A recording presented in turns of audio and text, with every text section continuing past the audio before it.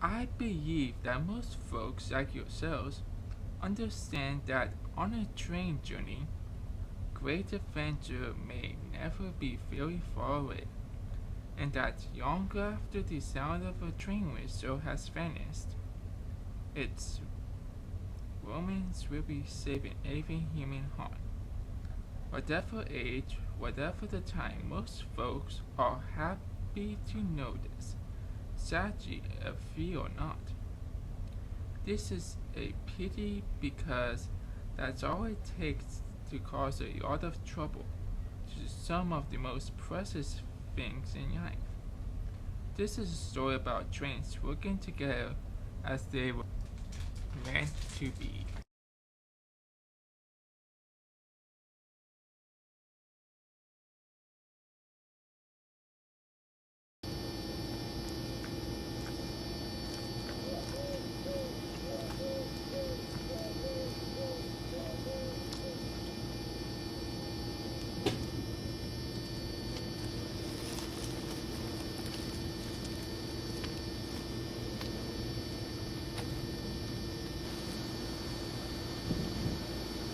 Every story, like a railway, has its heroes. This is Thomas. He's the number one tank engine. Hello. But he's running a little late today.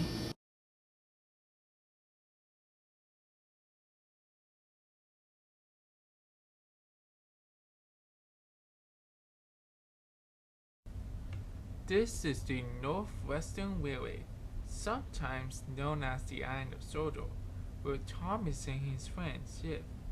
Most of the story takes place here. All the engines working and talking.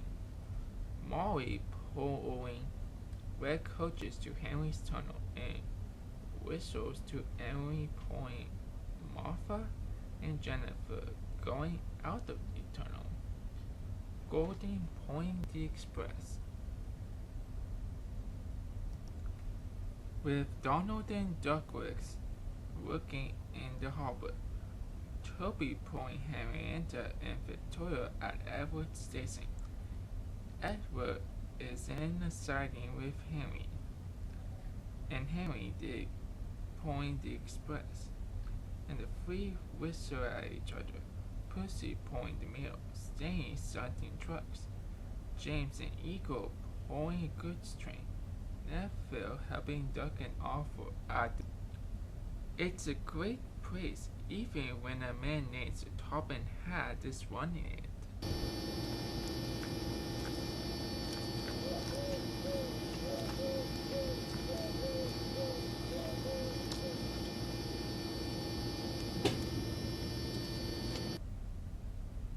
It was on this particular morning Thomas was traveling down his branch line with his two coaches, Annie and Quillbell. Annie can only take passengers, but Quillbell can take passengers, luggage, and the guard. Thomas was singing to them. I'm Thomas the tank engine, puffing happily down the track. Annie follows close behind and Quillbell at the back. Thomas stops at Nafford Station. He meets with two engines, a small 040 saddle tank engine, painted green with thin red stripes, a small brass dome, the letters NWR painted on each side of his saddle tank, and the number 6 painted on the side of his bunker, and a 260 tender engine with black wheels, a brass dome, the number 5 painted on his cab side, the letters NWR painted on his tender side, and the rest of the 260 is painted bright shiny red. The engines are James pulling train and coal trucks, and Percy pulling mill and trucks. Hey guys, what's up? I haven't seen you for a while. That's because we've been working. Yeah. What have you just been screwing around your branch, having races and going fishing? Me and Percy have been busy with these goods trains. Hey, about the fishing, it was one time I was at work just as hard as you guys. But I mean, yesterday I had to pull 5 trains. I only needed 3 hours to rest. Thomas, yesterday I pulled 10 trains. I pulled 50 trains. Don't be a yayo, James. Fine, I pulled 8. Just then, Sir Tobin had arrived. He is the man in charge of the Northwestern Railway. He stood in front of them, looking important, dressed in his black coat, white waistcoat, black tie, gray trousers, and a top hat. Hello, Thomas, James, and Percy. Hail! Hello. Hey! There's to be a meeting tonight at Tim Mercer's. Tonight. A meeting? What about, sir? Well, if I told you here, then there will be no point in having the meeting, would there?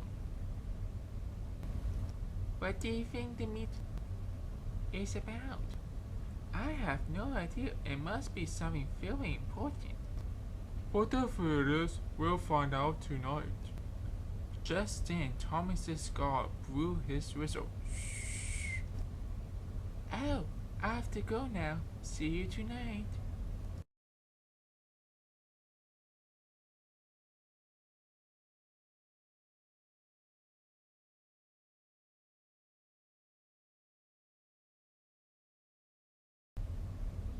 You got him. He's owing .2 mystery coaches. Takes a real man to pull a train like this. Later, Thomas arrived at a level crossing. The gates were closed to trains. On the other side was a 422 emerald green tender engine with a number 12 on her cab side and letters NWR on her tender side. She was named Emily and had 2 coaches like Thomas.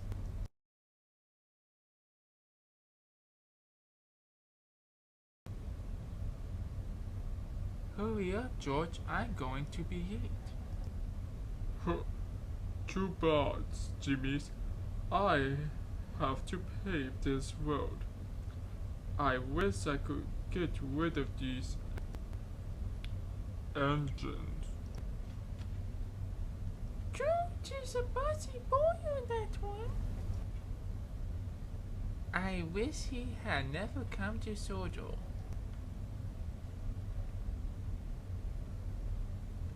Haven't you heard, Thomas? We're being called to a meeting at Timber's this evening. I heard about it. Choo. I gotta go now. See ya, Emily. Bye then, Thomas. Thomas made good time as he continued his work along the branch line, stopping at each station to pick up and let off passengers. As dusk started to fall, he arrived at his final destination, Far Cross Station. Thomas pulled into the station and strolled to a stop. On the road beside the station, a small red bus was waiting. The remaining passengers on the train got off and Inquirel left the platform and started to board the bus. Hello, Thomas. Any news from your branch line? I don't know, but I have to go now to find out. I'll tell you about it tomorrow. Okay, goodbye, Thomas. See you tomorrow. and tooting on his horn, Bertie set off down the road. While Thomas left the station, he traveled to a large railway yard near the sheds. This was where all the coaches were kept. There were many coaches in the yard, large and small. He shunted any inquirer into the yard. Goodbye, you two. See you tomorrow. Goodbye, Thomas. Don't forget to tell us about the meeting tomorrow. I won't. On one of the lines near where Thomas parked Annie and Quibble, we see a large 462 tender engine shunting 4 express coaches onto the line. The engine is painted blue with red stripes, the number 4 painted on his cab, and the letters NW are painted on his. Hello, Gordon. Did you hear about the meeting we have to go to? Only just. He tried to tell me as I was racing through Edward Station with the express. He was telling Edward about it.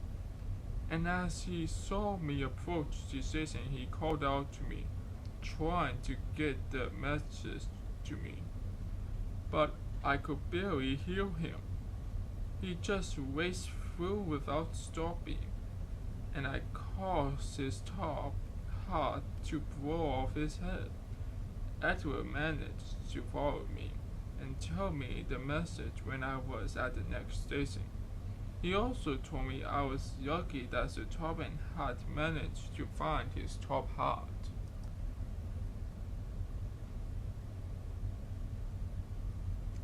I guess even being the fastest engine has its disadvantages, eh, Gordon? Oh no indeed, little Thomas. Being the fastest has all advantages and no disadvantages. But you wouldn't know.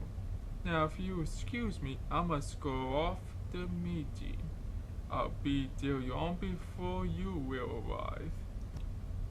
With that, Gordon steamed out of the yard. Thomas started to make his way out too, but he began to feel thirsty. I better go use the water tower. As Thomas made his way along the line leading out of the yard, he followed up to where the nearest water tower was. Thomas sees a commotion with 2 engines at the water tower. One of them is a black Class 8 shunter, and the other is a 440 tender engine with yellow paint and red stripes. But there was a great commotion there. 2 engines were already at the water tower. However, one parked right next to the tower was a diesel engine. He was facing the other engine, which was a steam engine, who he was stopping from using the water tower and growing fiercely. We've had to wait, Diesel. We have to get to the meeting. I need to take on water. Why should I move for a dirty engine like you, Molly? Dirty? You don't know what you're talking about. My yellow paint is a very beautiful color. It's you who's dirty, you smelly old Diesel. You want a competition to see who can make the loudest noise, do you? Fine, but my horn is much better than your whistle. Diesel, what are you doing? You can't use the water tower. It's for steam engines. Good. I know that. I'm just having fun stopping you steam engines from using it. And it's such fun, especially seeing how annoyed it makes Molly. Another horn sounds. A green Class 20 diesel pulls up, with a train of coal trucks.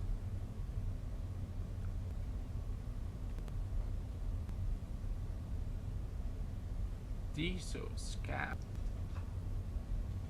Be off with you, Diesel. You aren't helping by being rude. No one speaks to me like that.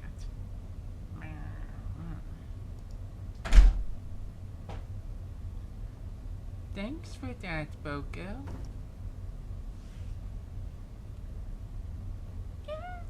Diesel's a real nonsense. Think nothing of it. I have a bad feeling about this. Soon Molly had her drink of water. After a few seconds, enough time for water to fill Molly's tank, her driver turned off the tap. Molly whistles a puff out of the yard. Thomas leans forward and stops when he's right by the water tower. The driver opens the water cap and inserts the pipe. He turns on the tap. After a few seconds, the driver turns off the tap, takes off the pipe and closes the cap. Thomas lets off steam. That's good, and now time to go to the meeting.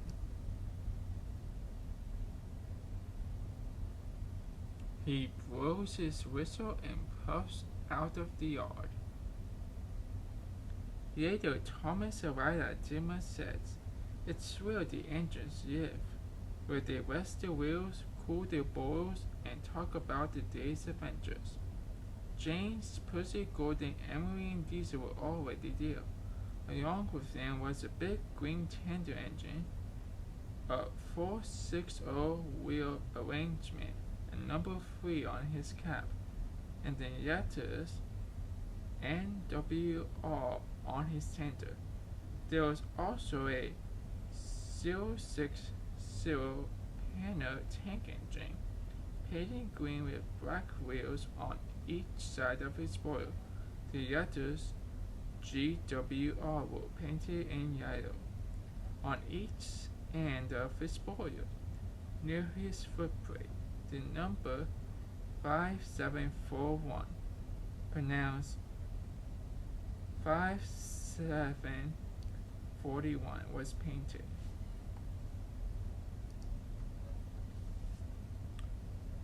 What took you so long, little Thomas?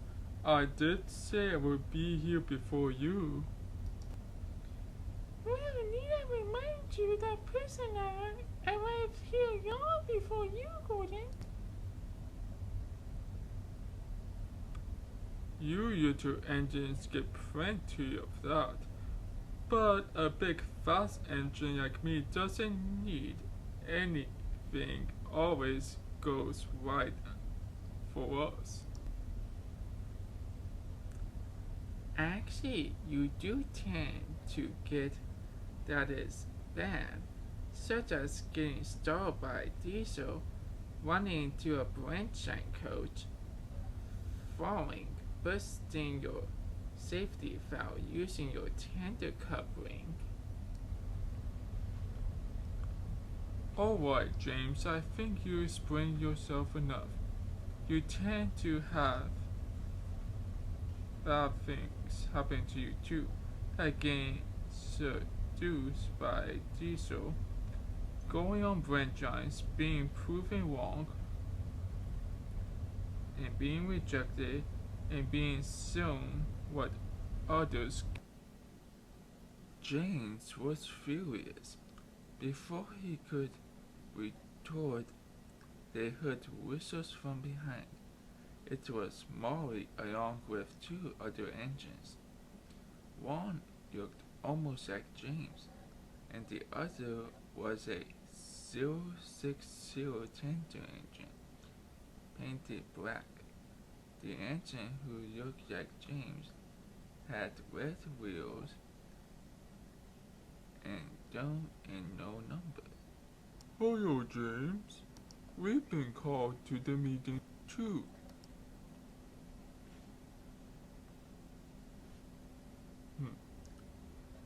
This is just Ducky. Sons now. Are we all here? No. Arthur and Everett haven't arrived.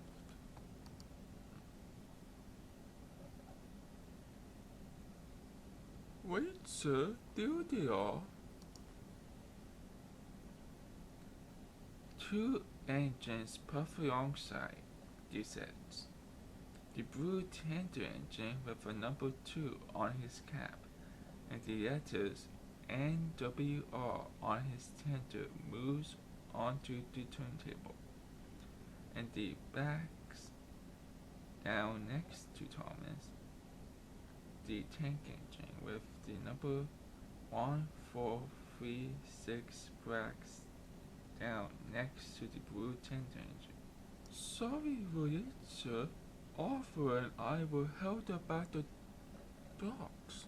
And those trucks were misbehaving yet again. But I remind them of what I did with Scruffy. Well, now that we're here, time to get down to the business. You're fine game with the steam engines.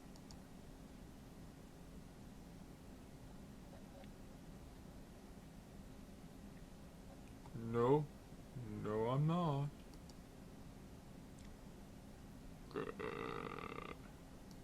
So what's the meeting about, sir? This morning I received a letter from the controller of the Railway of England, Harold Andrews. He's a good friend of mine, and he's currently having What sort of problem, sir? a similar problem to what I once had.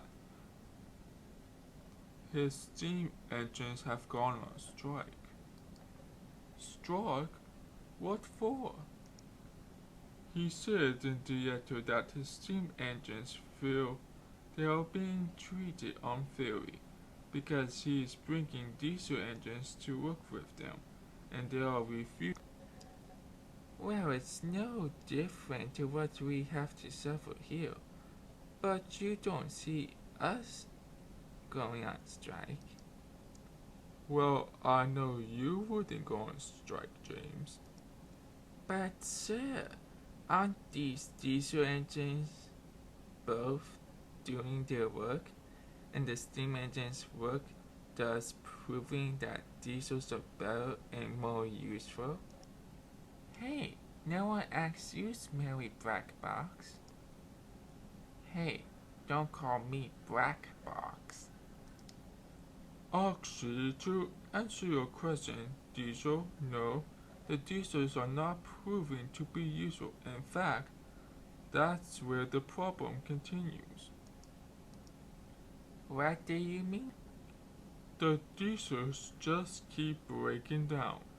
They are poorly maintained and very expensive to Mr. Andrews to have repaired. Your friend really doesn't have a problem then, sir. Yes, Eagle. So that is why tomorrow I'm going to have to go to England to help him. You're leaving us, but for how? I don't know, Thomas, but I won't be there for that long. I really need to help my friend. He hasn't been running his railway as long as I have been running mine. So, as a experienced railway director, I need to offer him advice on how to solve this problem. But he will look after us.